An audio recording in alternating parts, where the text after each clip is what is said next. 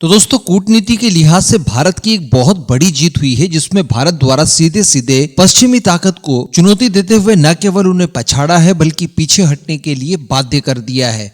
और आप ऐसा कह सकते हैं कि आज का ये दंश अमेरिका, ब्रिटेन सहित उसके बाकी के जितने भी सहयोगी देश हैं वो कभी नहीं भूल पाएंगे। और वो जो बातें कही जा रही है आजकल, और रिसेंटली यूके के एक पूर्व प्राइम मिनिस्टर द्वारा ये कहा गया है कि आने वाले कुछ वर्षों में यानी वर्ष 2050 के आसपास तक दुनिया में संभवतः 3 सुपर पावर रह जाएंगे, अमेरिका, चाइना और भारत, जो कि पूरी दुनिया को डोमिनेट करेंगे। तो वो एहसास इन्हें एक ही दिन के अंदर हो गया होगा, क्योंकि जीत ही भारत की इतनी बड़ी हुई है। चलिए आगे जानते हैं, बहुत ही ज़्यादा इंपॉर्टेंट खबर है।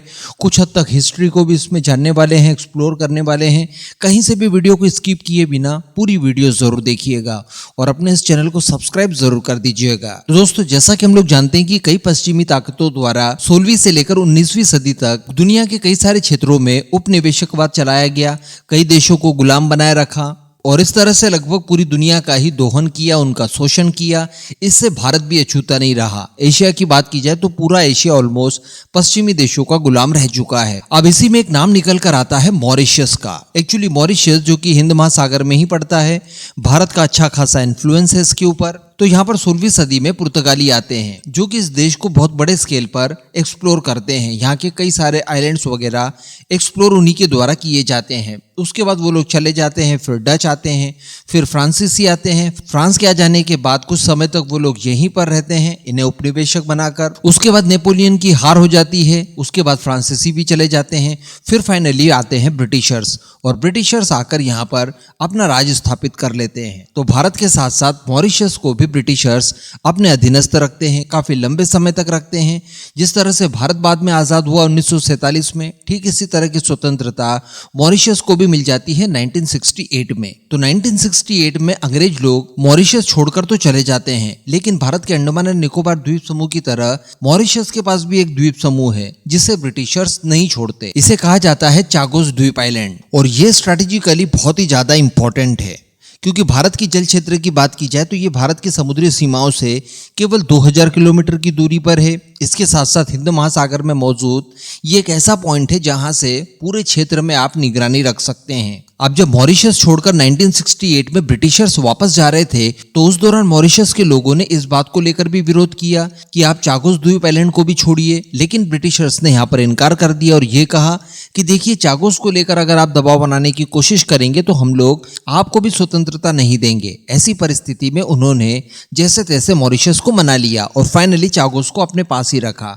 अब अपने पास रखा तो रखा, लेकिन दबाव बनाए रखने के लिए और अपना पक्ष मजबूत करने के लिए ब्रिटिशर्स ने 1971 में चागोस आइलैंड का कुछ हिस्सा अमेरिका को लीज पर दे दिया 99 सालों के लिए, जिसे डियागो गार्सिया आइलैंड कहा जाता है। यहाँ पर अमेरिका द्वारा सैन्य बेस तैयार कर लिया जाता है। उसके 3-4 सालों के बाद इसे इस स्केल पर डेवलप कर लिया जाता है कि एक फुल फ्लैश मिलिट्री ऑपरेशन यहाँ से कंडक्ट किया जा सकता है। तो अब मॉरिशस के लिए और ज्यादा मुश्किल हो गया था कि ब्रिटिशर्स से चागोस द्वीप आइलैंड खाली कैसे करवाया जाए। और दूसरी बात यह कि यहाँ पर जब अमेरिका को सैन्य बेस बनाने के लिए इसे पट्टे पर दिया गया, उस समय 4 मिलियन पाउंड की धनराशि ब्रिटेन द्वारा मॉरिशस को भी दे दी गई।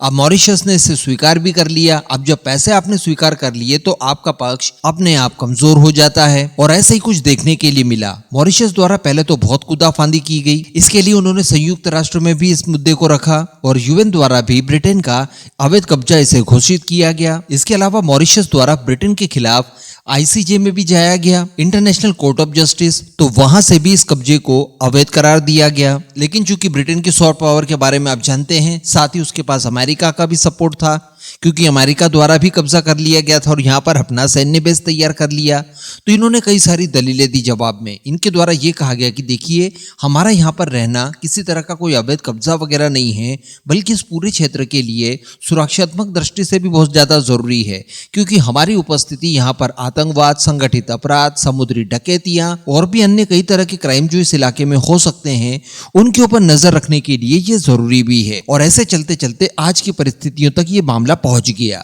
अब मॉरिशस के बारे में आप लोग समझ सकते हैं कि वो चाहकर भी ब्रिटेन, अमेरिका जैसे देशों को यहाँ से रवाना करवा दे, ये संभव नहीं था।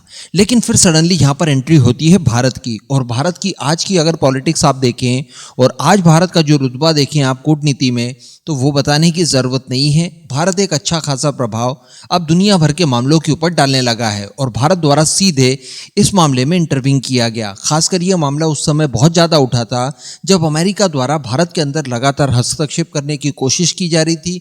इसके साथ साथ ये वही समय था जिस समय अमेरिका द्वारा बांग्लादेश के सेंट मार्टिन आइलैंड को हथियाने के लिए शेख हसीना के ऊपर दबाव बनाया जा रहा था। साथ ही भारत के मणिपुर में भी अमेरिका द्वारा खासा इंटरेस्ट लिया जा रहा था और एक अशांति फैलाने की कोशिशें की जा रही थी।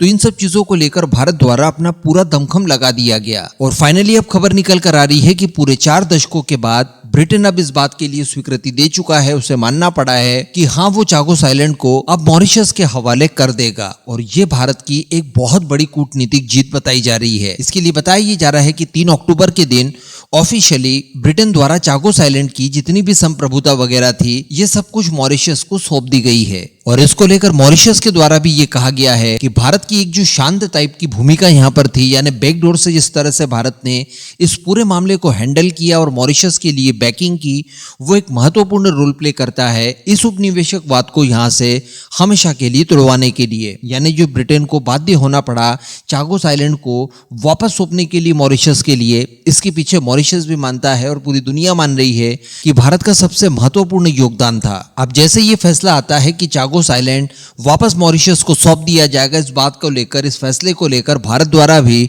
स्वागत व्यक्त किया गया है। एंड डेफिनेटली इन सब चीजों के बाद में भारत का जो प्रभुत्व है इस पूरे इलाके में और पहले की तुलना में बढ़ेगा। भारत द्वारा भी कुछ आइलैंड्स के ऊपर अपने सैन्य बेस वगैरह यहाँ पर तैयार किए गए हैं।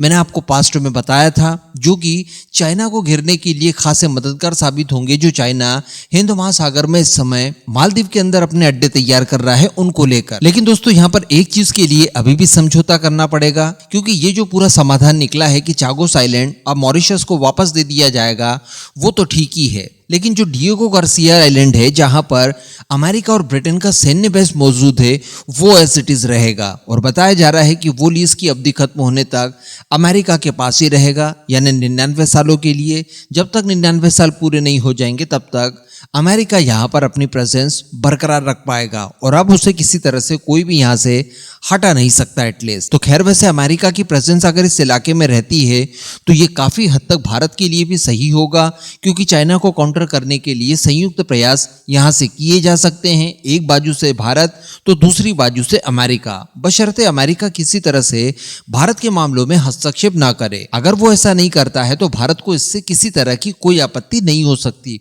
और आज तक हुई भी नहीं थी। लेकिन भारत ने उस समय ज्यादा विरोध करना शुरू कर दिया और आपत्तियां दर्ज करानी शुरू कर दी जब से अमेरिका द्वारा उंगलियां की गई। तो ये था कुछ पूरा मामला जहां पर बताया ये जा रहा है कि भारत की एक बहुत ही बड़ी और ऐतिहासिक जीत हुई है। भारत के सहयोग के बिना ब्रिटेन जैसे पावरफुल देश से अपने आइलैंड्स वापस ले लेना मॉरिशस के बस की बात थी ही नहीं। इस बात को न केवल मॉरिशस बल्कि पूरी दुनिया खुले तौर पर स्वीकार रही है।